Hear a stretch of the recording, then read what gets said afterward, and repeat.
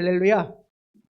오늘은 너희는 더욱 큰 은사를 사모하라 제목으로 여러분들에게 말씀을 전하도록 하겠습니다. 우리는 하나님께서 이 땅에 보내셨을 때 엄마의 뱃속에서부터 점차 자라게 됩니다. 엄마 뱃속에 있다가 이제 때가 되면 이 땅에 나오게 되지요. 응애 울기 시작하면서부터 젖을 빨기 시작하고, 나중에는 이유식을 먹기 시작하고, 나중에는 좀 더 거친 우리 일반 음식도 먹으면서 자라게 됩니다. 애기였을 때는 자기밖에 생각을 못합니다. 그래서 부모의 상황이 어떻든지, 부모가 아프든지 어떤지 고려하지 않고 오직 자기 욕구만 채우려고 했던 것이 아이들의 모습이지요. 근데 이 아이들이 조금씩 자라갈수록 상황 파악을 하기 시작하고 부모의 상황을 이해하게 되고 자기의 처지를 받아들이게 됩니다. 그러면서 조금씩 생각하는 것과 행동하는 것이 달라지게 되고 성장하는 모습을 보이게 되죠.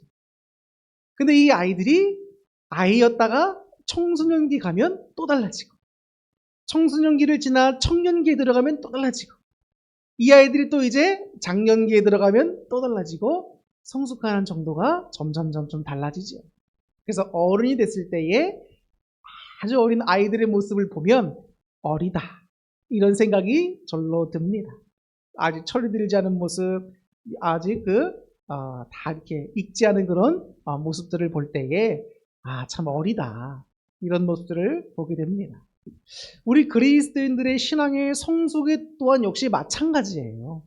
신앙은 예수님 믿기 시작하면서부터 이제 시작인 거예요. 네, 그때부터 이제 본격적인 믿음의 성장과 신앙의 성숙과 구원의 여정을 출발하기 시작하는 겁니다. 예수님 믿기 시작했다고 모든 것이 한 번에 마법처럼 다 완전하게 이루어진 것이 아니라 구원의 여정에 우리가 발을 디뎠다, 들어섰다, 이렇게 보셔야 된다는 거예요. 그렇기 때문에 우리가 믿음의 생활을 하고 신앙생활을 하면서 저 사람 왜 이렇게 믿음이 온전치 못한 모습을 보이냐 하면서 막 정죄할 필요도 없고 비판할 필요도 없는 겁니다. 아이들이 커가면서 성장하는 속도가 다르듯이 사람들마다 믿음이 성숙되어지는 속도가 다릅니다. 정도가 달라요.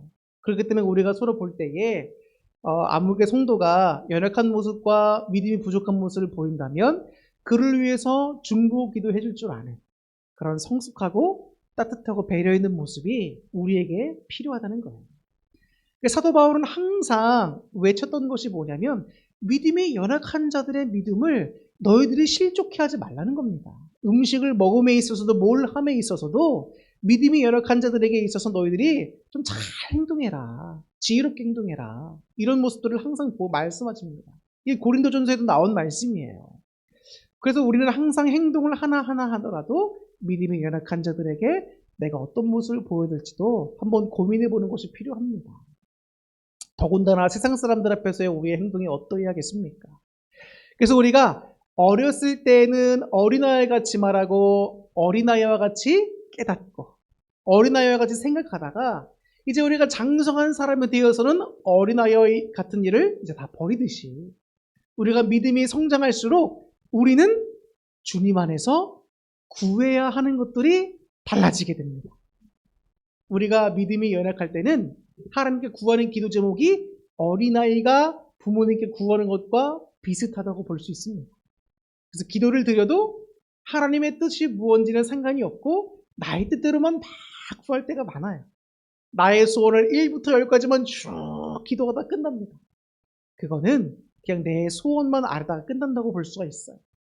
하나님께서는 우리들의 기도를 듣기를 원하십니다. 그런데 나에 대한 기도만 쭉 나열하기보다는 하나님과 나와의 인격적인 관계 속에서 하나님이 어떠한 분이신가를 더 알아가기를 원하시고, 하나님은 여러분과 영적인 교제함 가운데 더 깊은 사랑을 나누시길 원하시고, 하나님의 뜻이 무엇인지를 깨달아 우리가 진짜 하나님을 위해 기도할 수 있기를 원하십니다. 아까 서두에 말씀드렸듯이 아이들은 부모의 상황과 뜻을 고려하지 않아요. 부모의 생일이 되었는데도 아이들은 자기 것만 요구합니다. 근데 이 아이들이 컸어요. 부모님의 생일인 걸 알았습니다. 그럼 어떻게 반응하겠습니까? 부모님이 원하시는 건 뭘까를 한번 생각해 보다가 부모님이 해드리기 위해서 생일 선물. 평생 우리 어머니 신발이 좀 이렇게 많이 낡았네? 신발을 좀 해드리고. 우리 어머니, 우리 아버지 입는 옷이 맨날 똑같네? 옷도 한번 해드리고.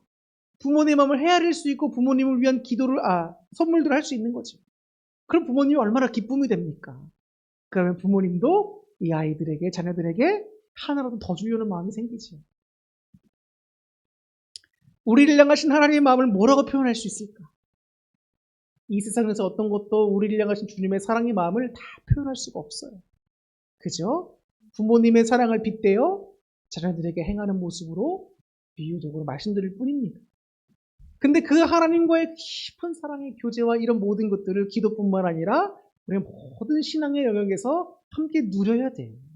그러려면 우리의 신앙이 어린애 같은 모습을 벗어나 점점 더 주님께서 원하시는 모습과 주님께서 원하시는 기도의 제목들로 자꾸 바뀌어져야 됩니다.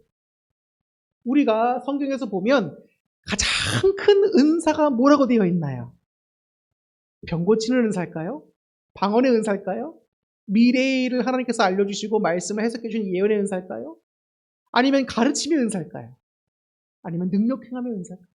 여러분들은 어떤 은사를 원하십니까? 다양한 거 있으면 좋지요. 목사가 예수님 이름으로 선포하는데 병이 막 나면 얼마나 좋겠습니까? 목사가 방언을 하면서 예언을 해서 하나님의 뜻들을 바로바로 해석해서 여러분들이 말씀해 주면 얼마나 좋겠습니까? 목사가 막 능력 행함의 은사가 있어가지고 하나님이 말로 선포하는 대로 막 행해 주시는 거 딱딱딱 눈에 보면 얼마나 좋겠습니까? 여러분들이 선포하고 외친 대로 하나님이 운행해 주시면서 능력이 세상에 나타나면 얼마나 좋겠냐고. 그죠? 참 목회할 만 나고 참 신앙생활할 만 날 것 같지 않습니까? 사람들은 어렸을 때 덜 믿음이 여물고 덜 성장했을 때는 자신을 나타내고 드러내고 눈에 바로바로 나타나는 걸 좋아하고 사람들 앞에 인정받기를 원하고 이런 것들을 좋아합니다. 그래서 그런 것들을 주님께 많이 구할 때가 있어요. 하나님, 기왕에 주시는 거 저에게 이런 능력들을 나타낼 수 있는 은사들을 주시옵소서. 기왕에 저에게 쓰시는 거 많은 사람들 앞에서 이렇게 훌륭한 능력을 나타내서 하나님의 영광을 위해 살게 해주시옵소서.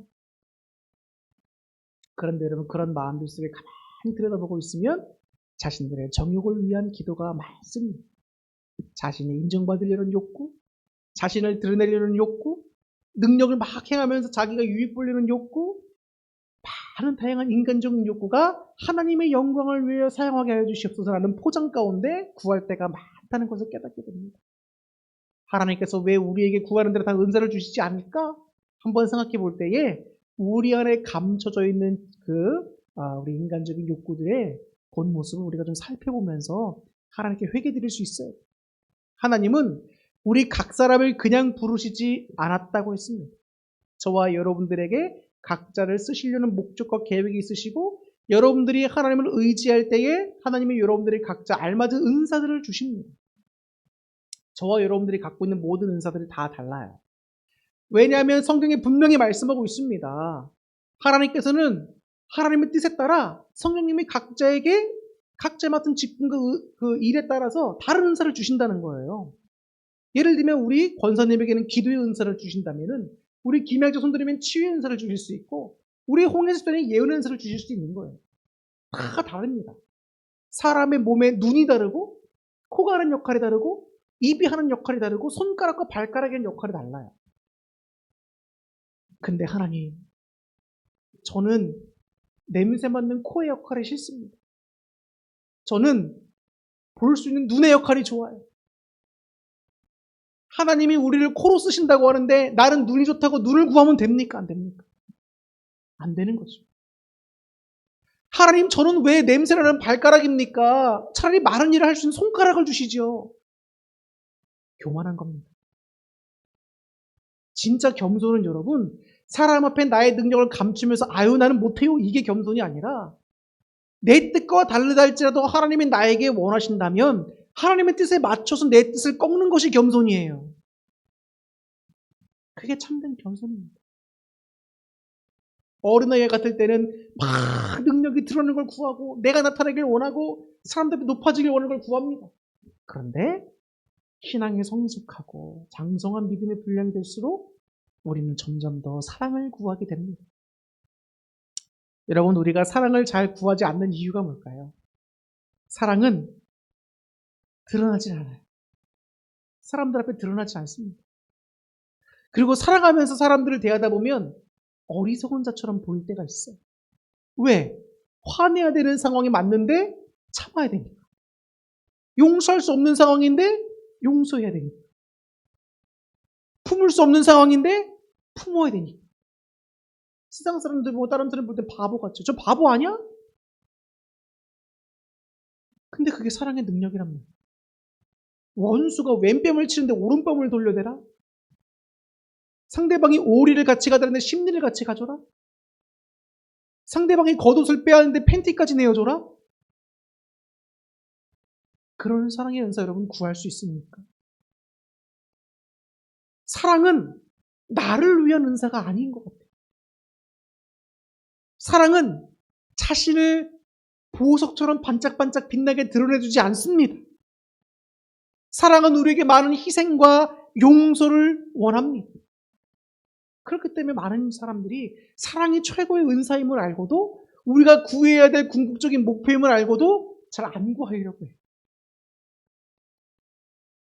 그런데 여러분, 오늘 주님께서는 사도 바울을 통해서 우리에게 말씀하십니다.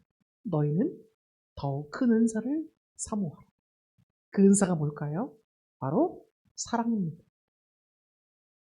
우리가 하나님을 가리켜서 정의할 때에 많은 정의가 있을 수 있겠지만 하나로 하나님을 정의할 수 없습니다. 그러나 하나님은 어떤 분이시다라고 우리가 늘 이야기하는 말들이 있습니다. 하나님은 뭐다? 사랑이시다. 하나님은 믿음이시다. 하나님은 소망이시다는 말을 잘 안 하죠. 왜일까요? 믿음과 소망은 우리 피조물들이 전능하시고 창조도 되시고 모든 것을 주님 되신 신에게 드리는 겁니다.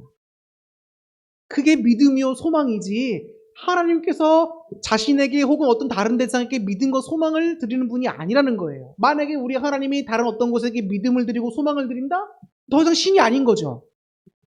하나님은 더 큰 존재가 있는 거니까.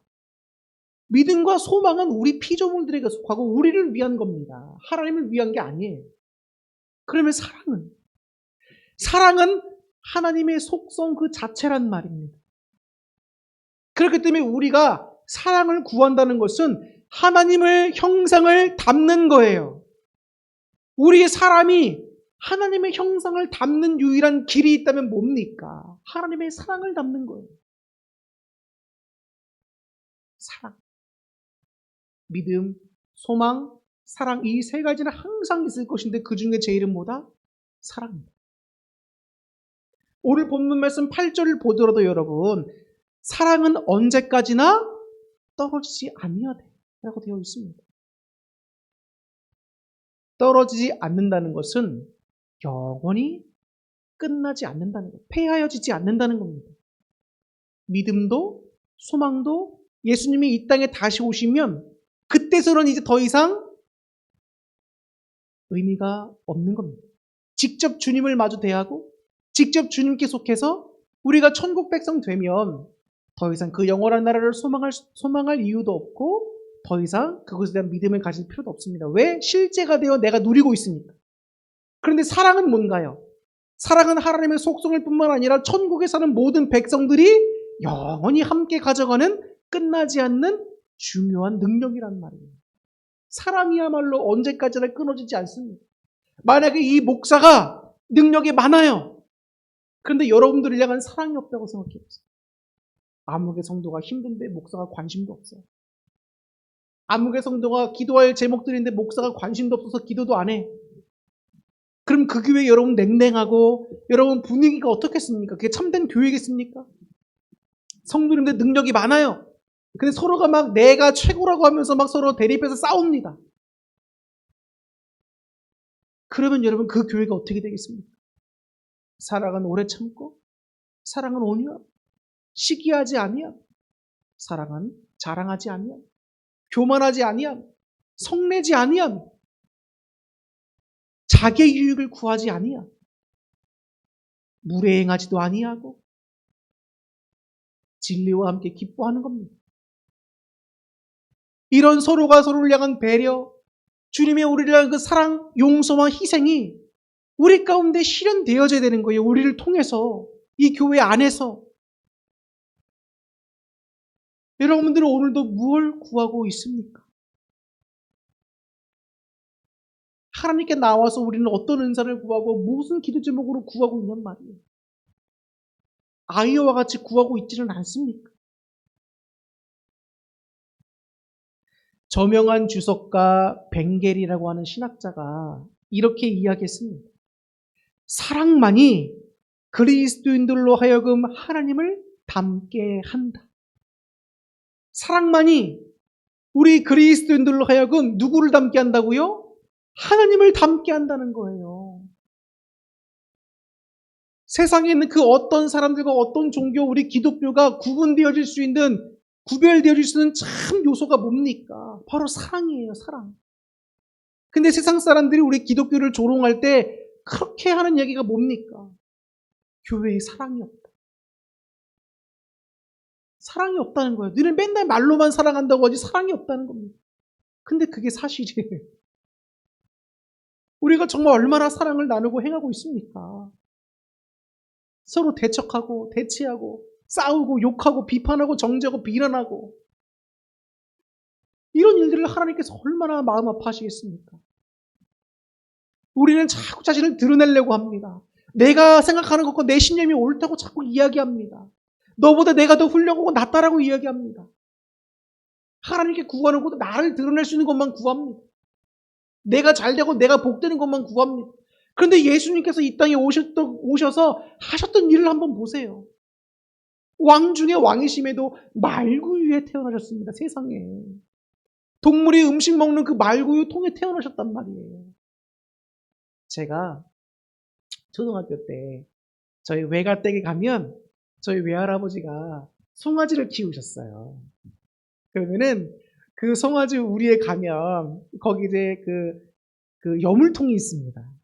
그러면 소가 막 여물 쓴 걸 주면 막 먹어요. 그럼 가서 소 머리를 쓰다듬었던 것도 막 생각이 납니다. 얼마나 귀여웠는데. 그런데 여물통이 여러분 깨끗하지가 않습니다. 아시죠? 깨끗하지가 않아요. 근데 그런 곳에 천 같은 거 대충 깔아놓고 어쩔 수 없으니까 난 거지만 왕 중에 왕이신 예수님이 그렇게 겸손하게 거기에 태어나신 거예요. 동방박사도 와서 깜짝 놀라죠. 왕이 태어났다는데 왕이 왕궁에 없는 거예요. 예수님은 드러나게 이 땅에 오시지 않으셨습니다. 겸손하게 오셨어요. 그 예수님이 자랐습니다. 그 예수님이 공생의 기간에 하셨던 일이 뭔가요? 자신을 드러내려고 하지 않았습니다. 오직 하나님의 영광을 구하고 주님의 뜻만을 구하면서 복음을 전하시고 병든 자를 치유하시고 죄인들을 찾아가서 복음을 전하시고 의인은 병든 자에게야 쓸데있다라고 말씀하시면서 바리새인들이 저 사람이 왜 죄인의 집에 들어가느냐 험담하고 비난하고 욕하면서도 예수님은 죄인들을 찾아가시고 그들을 위로하시며 주님께로 인도하셨던 일을 감당하셨습니다. 예수님은 죽기까지 겸손하셨어요. 자기를 모욕하고 자기를 정죄하고 자기를 헐뜯고 비난하는 그 바리새인들과 유대인 종교 지도자를 향하여서 하나님 저들이 하는 죄를 모릅니다. 이를 모릅니다. 하나님께 용서해달라고 중보기도까지 해주시잖아요. 사탄이 예수님을 시험했던 세 가지가 뭡니까? 너의 능력 행함을 통해서 너의 유익을 구하라. 사람들 앞에서 너의 존재를 드러내며 많은 인기를 얻어라. 나에게 저런 법만 하면 내가 이 세상의 모든 부귀 권력과 영화를 다 너에게 주마. 근데 예수님은 말씀으로 다 이기시면서 겸손하게 죽기까지 끝까지 하나님 뜻에 순종하지 않습니까? 우리가 참으로 구해야 될 모습들은 예수님과 같은 모습이에요.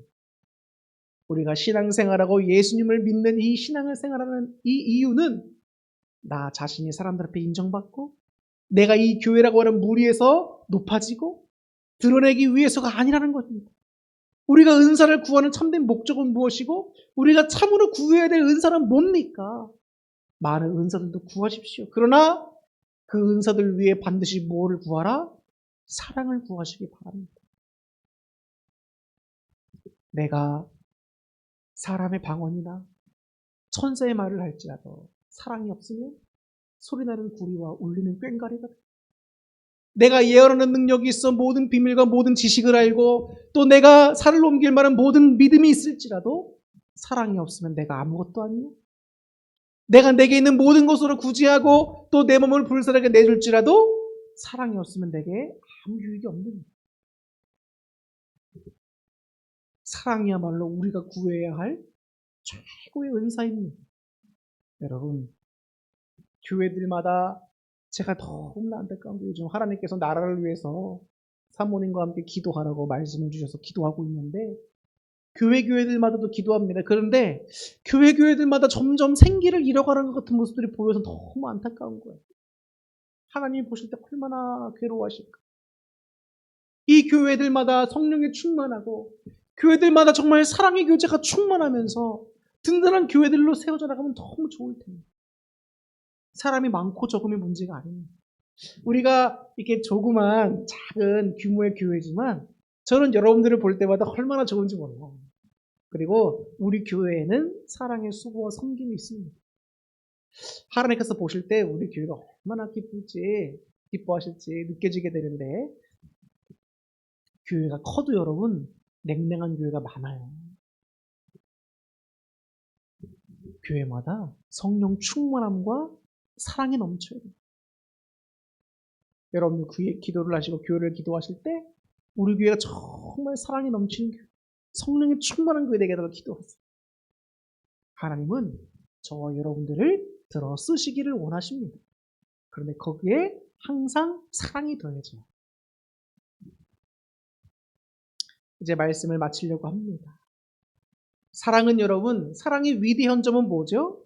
단순히 시간적으로 오래 지속되기 때문에 제일인 게 아닙니다.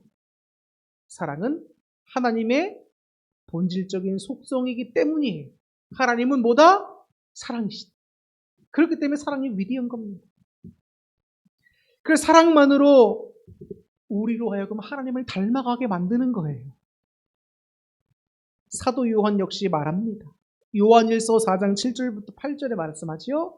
사랑은 하나님께 속한 것이니 사랑하는 자마다 하나님께로 나서 하나님을 알고 사랑하지 아니하는 자는 하나님을 알지 못하나니 이는 하나님은 사랑이십니다. 라고 말합니다. 또 요한일서 4장 12절에 보면 말씀하지요. 어느 때나 하나님을 본 사람이 없으되 만일 우리가 서로 사랑하면 하나님이 우리 안에 거하시고 그의 사랑이 우리 안에 온전히 이루느니라. 아멘.